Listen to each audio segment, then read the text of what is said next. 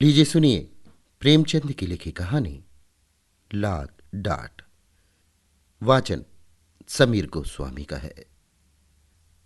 मित्रों, कहानी का सिलसिला शुरू करने के पहले मैं आपको बता दूं कि आप सभी के निरंतर अनुरोध पर हम अपने चैनल पर शीघ्र लेकर आ रहे हैं प्रेमचंद के अलावा अन्य लेखकों की लिखी कहानियों का वाचन।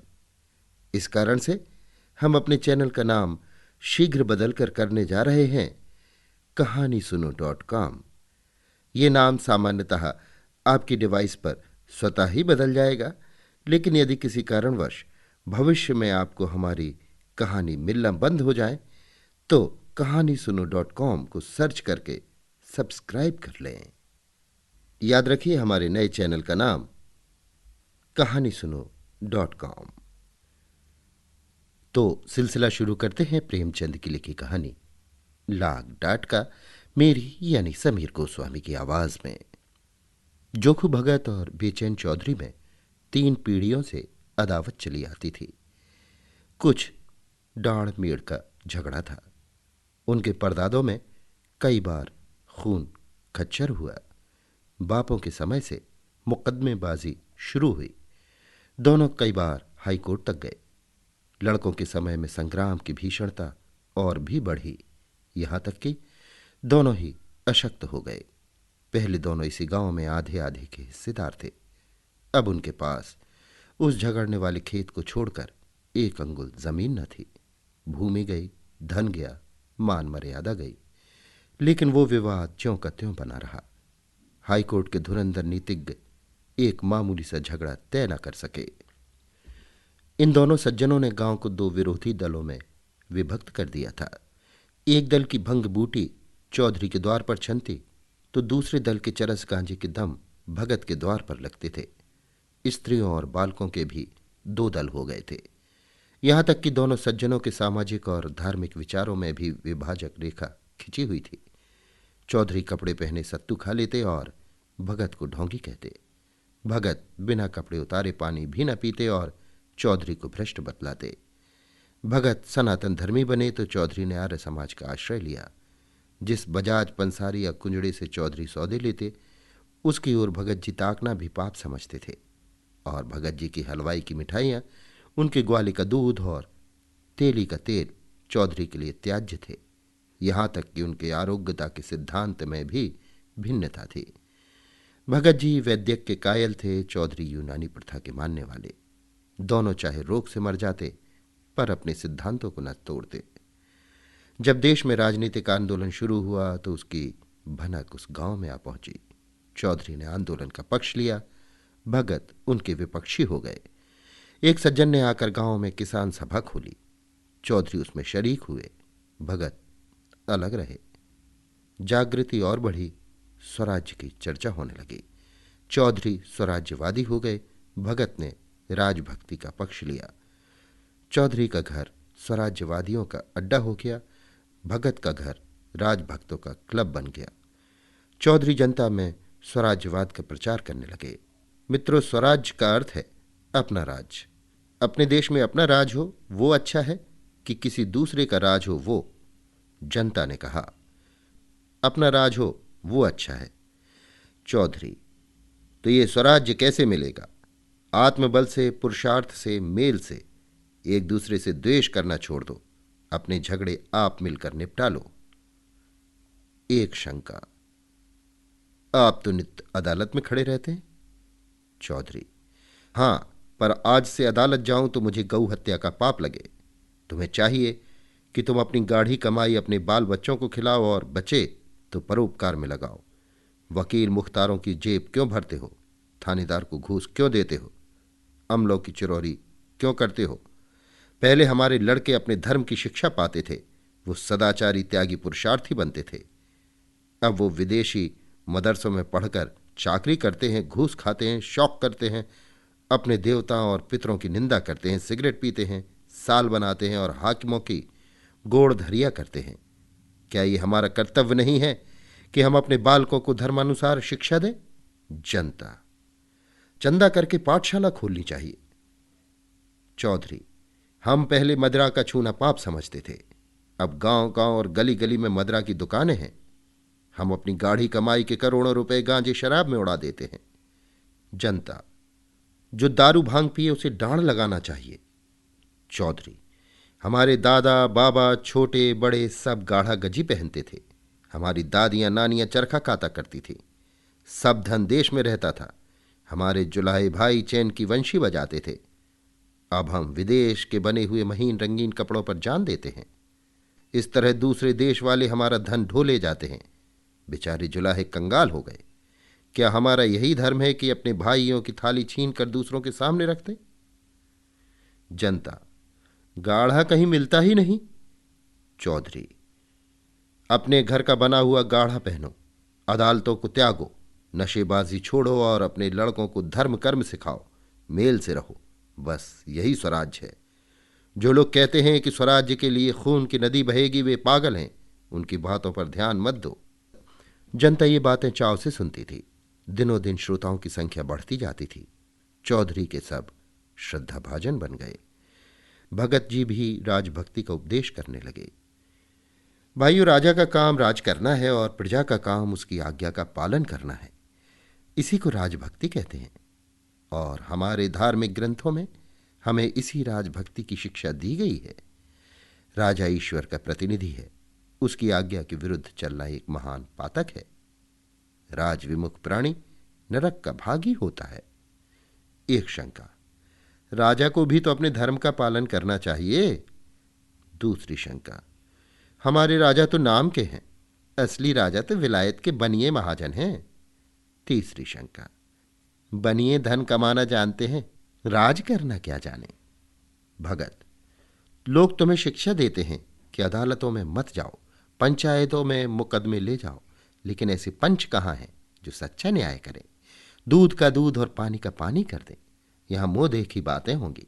जिनका कुछ दबाव है उनकी जीत होगी, जिनका कुछ दबाव नहीं है वो बेचारे मारे जाएंगे। अदालतों में सब कार्रवाई कानून पर होती है। वहां छोटे बड़े सब बराबर हैं। शेर बकरी एक घाट का पानी पीते हैं।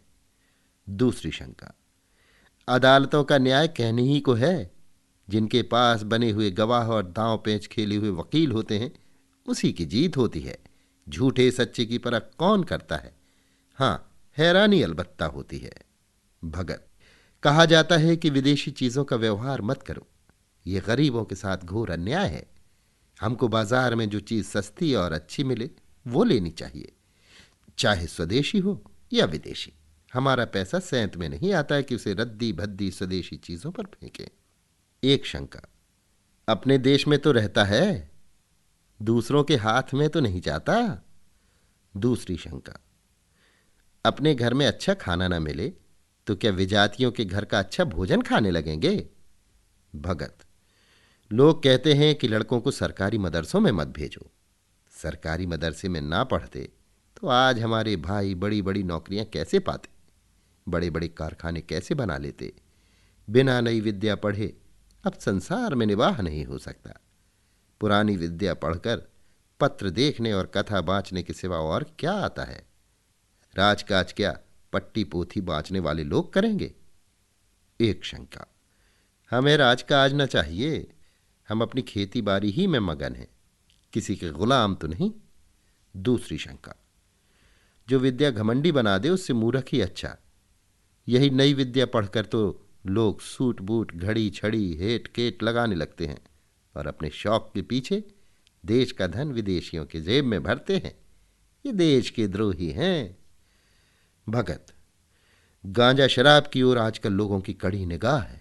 नशा बुरी लत है, इसे सब जानते हैं। सरकार को नशे की दुकानों से करोड़ों रुपए साल की आमदनी होती है।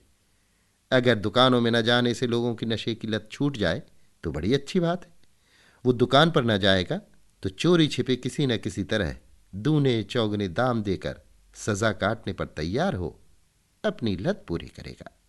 तो ऐसा काम क्यों करो कि सरकार का नुकसान अलग हो और गरीब रैयत का नुकसान अलग हो। और फिर किसी किसी को नशा खाने से फायदा होता है। मैं ही एक दिन अफीम ना खाऊं तो गांठों में दर्द होने लगे, दम उखड़ जाए और सर्दी पकड़ ले। एक आवाज, शराब पीने से बदन में फुर्ती आती है। एक शंका, सरकार अधर्म से रुपया कमाती है, उसे ये उचित नहीं। अधर्मी सरकार के राज में रहकर प्रजा का कल्याण कैसे हो सकता है? दूसरी शंका, पहले दारू पिलाकर पागल बना दिया, लत पड़ी तो पैसे की चाट हुई। इतनी मजूरी किसको मिलती है कि रोटी कपड़ा भी चले और दारू शराब भी उड़े? या तो बाल बच्चों को भूखों मारो, या चोरी करो, जुआ खेलो और बेईमानी करो। शराब की दुकान क्या है? हमारी गुलामी का अड्डा है। चौधरी के उपदेश सुनने के लिए जनता टूटती थी। लोगों को खड़े होने को जगह न मिलती। दिनों दिन चौधरी का मान बढ़ने लगा। उनके यहां नित्य पंचायतों की राष्ट्रोन्नति की चर्चा रहती। जनता को इन बातों में बड़ा आनंद और उत्साह होता। उनके राजनीतिक ज्ञान की वृद्धि होती। अब वो अपना गौरव और महत्व समझने लगे। उन्हें अपनी सत्ता का अनुभव होने लगा। निरंकुशता और अन्याय पर अब उनकी त्योरियां चढ़ने लगी। उन्हें स्वतंत्रता का स्वाद मिला। घर की रुई, घर का सूत, घर का कपड़ा, घर का भोजन, घर की अदालत। न पुलिस का भय, न अमला की खुशामद, सुख और शांति से जीवन व्यतीत करने लगे। कितनों ही ने नशेबाजी छोड़ दी और सद्भावों की एक लहर सी दौड़ने लगी। लेकिन भगत जी इतने भाग्यशाली न थे। जनता को दिनों दिन उनके उपदेशों से अरुचि होती जाती थी। यहां तक कि बहुधा उनके श्रोताओं में पटवारी, चौकीदार, मुदर्रिस और इन्हीं कर्मचारियों के मित्रों के अतिरिक्त और कोई न होता था। कभी कभी बड़े हाकिम भी आ निकलते और भगत जी का बड़ा आदर सत्कार करते। जरा देर के लिए भगत जी के आंसू पुछ जाते, लेकिन क्षण भर का सम्मान आठों पहर के अपमान की बराबरी कैसे करता। जिधर निकल जाते उधर ही उंगलियां उठने लगती। कोई कहता खुशामदी टट्टू है, कोई कहता खुफिया पुलिस का भेदी है। भगत जी अपने प्रतिद्वंदी की बड़ाई और अपनी लोक निंदा पर दांत पीस पीस कर रह जाते थे। जीवन में ये पहला ही अवसर था कि उन्हें सबके सामने नीचा देखना पड़ा। चिरकाल से जिस कुल मर्यादा की रक्षा करते आए थे और जिस पर अपना सर्वस्व अर्पण कर चुके थे, वो धूल में मिल गई। ये दाहमय चिंता उन्हें एक क्षण के लिए चैन न लेने देती। नित्य समस्या सामने रहती कि अपना खोया हुआ सम्मान क्यों कर पाऊं, अपने प्रतिपक्षी को क्यों कर पद दलित करूं, कैसे उसका गरूर तोड़ूं। अंत में उन्होंने सिंह को उसी की मान में पछाड़ने का निश्चय किया। संध्या का समय था। चौधरी के द्वार पर एक बड़ी सभा हो रही थी। आसपास के गांवों के किसान भी आ गए। हजारों आदमियों की भीड़ थी। चौधरी उन्हें स्वराज्य विषयक उपदेश दे रहे थे। बार बार भारत माता की जय जयकार की ध्वनि उठती थी। एक और स्त्रियों का जमाव था। चौधरी ने अपना उपदेश समाप्त किया और अपनी जगह पर बैठे। स्वयंसेवकों ने स्वराज्य फंड के लिए चंदा जमा करना शुरू किया कि इतने में भगत जी ना जाने किधर से लपके हुए आए और श्रोताओं के सामने खड़े होकर उच्च स्वर से बोले, भाइयों, मुझे यहां देखकर अचरज मत करो। मैं स्वराज्य का विरोधी नहीं हूं। ऐसा पतित कौन प्राणी होगा जो स्वराज्य का निंदक हो। लेकिन इसके प्राप्त करने का वो उपाय नहीं है जो चौधरी ने बताया है और जिस पर तुम लोग लट्टू हो रहे हो। जब आपस में फूट और रार है, पंचायतों से क्या होगा? जब विलासिता का भूत सिर पर सवार है तो नशा कैसे छूटेगा? मदिरा की दुकानों का बहिष्कार कैसे होगा? सिगरेट, साबुन, मोजे, बनियान, अद्दी, तंजेब से कैसे पिंड छूटेगा? जब रौब और हुकूमत की लालसा बनी हुई है तो सरकारी मदरसे कैसे छोड़ोगे? विधर्मी शिक्षा की बेड़ी से कैसे मुक्त हो सकोगे? स्वराज्य लेने का केवल एक ही उपाय है और वो आत्मसंयम है। ये महाऔषधि तुम्हारे समस्त रोगों को समूल नष्ट कर देगी। आत्मा को बलवान बनाओ, इंद्रियों को साधो, मन को वश में करो। तुम में मात्र भाव पैदा होगा, तभी वैमनस्य मिटेगा, तभी ईर्ष्या और द्वेष का नाश होगा, तभी भोग विलास से मन हटेगा, तभी नशेबाजी का दमन होगा। आत्मबल के बिना स्वराज्य कभी उपलब्ध न होगा। स्वयं सेवा सब पापों का मूल है। यही तुम्हें अदालतों में ले जाता है। ये तुम्हें विधर्मी शिक्षा का दास बनाए हुए है। इस पिशाच को आत्मबल से मारो और तुम्हारी कामना पूरी हो जाएगी। सब जानते हैं मैं 40 साल से अफीम का सेवन करता हूं। आज से मैं अफीम को गऊ का रक्त समझता हूं। चौधरी से मेरी 3 पीढ़ियों की अदावत है। आज से चौधरी मेरे भाई हैं। आज से मुझे या मेरे घर के किसी प्राणी को घर के काते सूत से बुने हुए कपड़े के सिवाय कुछ और पहनते देखो तो मुझे जो दंड चाहे दो। बस मुझे यही कहना है, परमात्मा हम सबकी इच्छा पूरी करे। ये कहकर भगत जी घर की ओर चले कि चौधरी दौड़कर उनके गले से लिपट गए। 3 पुश्तों की अदावत एक क्षण में शांत हो गई। उस दिन से चौधरी और भगत साथ साथ स्वराज्य का उपदेश करने लगे।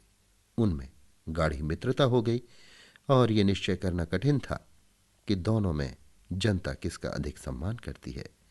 प्रतिद्वंदिता वो चिंगारी थी जिसने दोनों पुरुषों के हृदय दीपक को प्रकाशित कर दिया था।